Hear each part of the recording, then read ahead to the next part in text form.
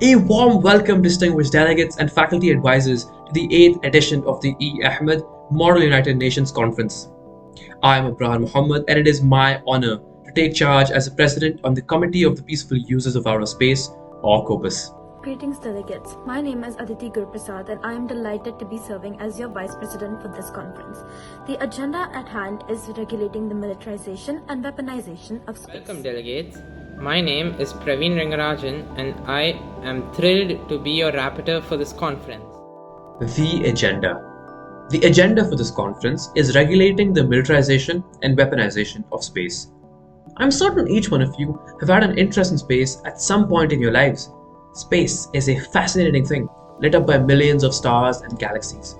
But what was once considered the ultimate frontier for exploration and scientific progress now faces the risk of becoming an arena for conflict.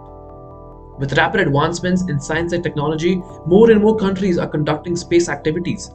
These activities have the potential to benefit humanity immensely, but they also pose serious risks. Cyber attacks, orbital collisions, and most importantly, weaponization are to just name a few. This is exactly where the role of Copuos comes into picture. The issue at hand is one of the most pressing and challenging issues faced by the international community.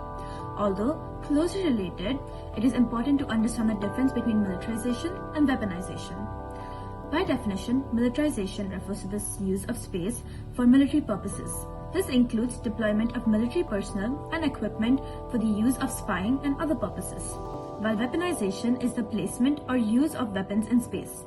Examples of weaponization include the placement of orbital or suborbital satellites with the intention of attacking enemy satellites. Both militarization and weaponization of space have serious implications for trigger arms race and escalation and undermine the peaceful uses of space for civil and commercial activities. The rules of procedure, diplomacy, and professionalism are important elements of the conference. The rules of procedure of the conference are governed by those published by the UN for Eamunc, with key emphasis on consensus above all. Roll call.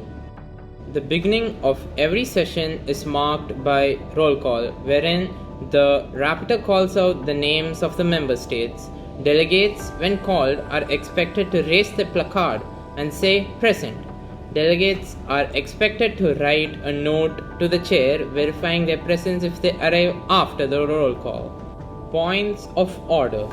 At any point during the conference, points of order can be raised by member states if they wish to clarify the rules of procedure. Additionally, they can also be raised if a delegate believes that a fellow delegate is not adhering to the rules of procedure and is uncomfortable with the environment conditions in the room, or wishes to say something to the chair. The widely used convention for signaling the chair that you are requesting the floor to raise a point of order is to make a T with your hand and placard. General debate. This phase comprises of opening the speakers list, where member states have the choice to present their opening speeches. Delegates must raise their placards in order to be added to the list. General debate statements are an opportunity for each delegate to outline their nation's general thinking on the topics, highlight any particular nation concerns, and suggest inactivities or any other course of action it intends to pursue at the conference. Although delegates are allowed to speak only once during the general debate, if a delegate finds the need to respond to a statement made by another delegate, they are allowed to use the right of reply, where they will be given the opportunity to speak once again only after all the member states have made their opening speeches. Informal sessions. Once the speakers list has been exhausted, we move on to informal sessions where the rules of procedure are suspended and delegates are divided into blocks along regional or political lines. The purpose of informal sessions is so that delegates work with like-minded member states to formulate working papers. Such documents comprise of clearly stating the issue at hand, along with operative and preambulatory clauses as solutions. We then move on to an important phase known as the Vienna Formula, where working papers of each bloc are merged. Representatives from each bloc engage in effective dialogue to submit a draft resolution. After the approval from the Bureau, we move on to the line-by-line review, where the delegates are given the opportunity to to make amendments. Action phase of formal sessions. After all changes and amendments have been made, the committee moves into the action phase. Remember, for all amendments and changes to be passed, it needs to be approved by the committee as a whole. If there are no objections to the draft resolution and the committee achieves consensus, the draft resolution is adopted and renamed as Resolution 1.1. Preparation.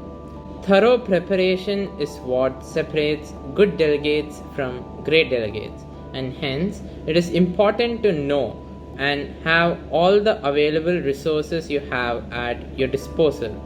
First, to have overview of the agenda, I advise all delegates to familiarize themselves with the background guide provided. The UN Office for Outer Space Affairs and other official UN websites are also great sources to gain information on existing policies and case studies. Start your preparation early and dedicate enough into researching the agenda. Another important element of the conference is participation. Delegates are expected to actively participate in committee meetings, share relevant thoughts and ideas.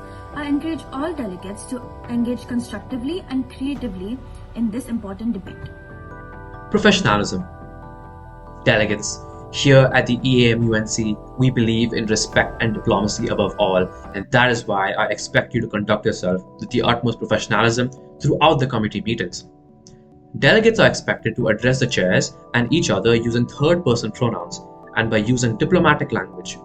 Remember, being professional is essential for the committee sessions to be successful. Delegates and everyone else watching, the Bureau members of Copuos cannot be more excited for the upcoming conference. All in all, it is important for each one of us to leave the halls of the conference with memories. But the dedication of you delegates towards this conference will decide how memorable it will be. In case of any queries or questions related to the conference, do feel free to reach out to the Bureau members whose emails have been provided at the end of the background guide. Thank you, and we hope to see you soon.